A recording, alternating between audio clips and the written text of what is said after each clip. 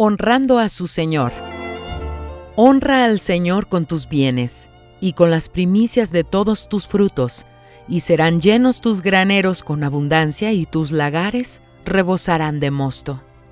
Proverbios capítulo 3, versículos 9 y 10.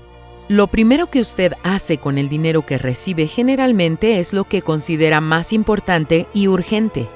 Nadie honra a alguien con sus bienes y con la primera parte de sus ganancias si ese alguien no es la persona más importante de su vida. Es extremadamente difícil mantenerse fiel en los diezmos y en las ofrendas cuando no se coloca a Dios en primer lugar. Por eso creemos que esa actitud manifiesta nuestra fe. Ofrendar no es simplemente dar dinero para mantener la obra de Dios. Dios no pide diezmos y ofrendas por el dinero, sino por lo que simbolizan. El diezmo representa al diezmista, separado para Dios, perteneciente al Señor, totalmente entregado en el altar, en símbolo de fidelidad y respeto.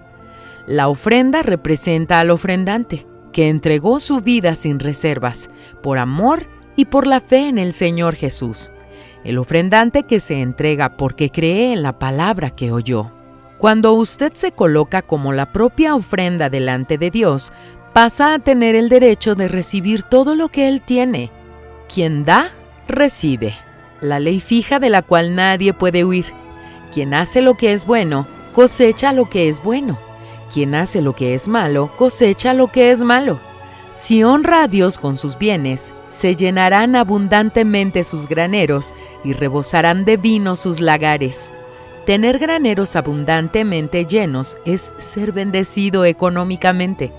Tener lagares rebosando de vino representa alegría abundante y duradera. Eso, solo la verdadera manifestación de fe es capaz de conquistarlo. Una vida de prosperidad y alegría que ningún problema será capaz de quitar es una promesa a los hijos de Dios.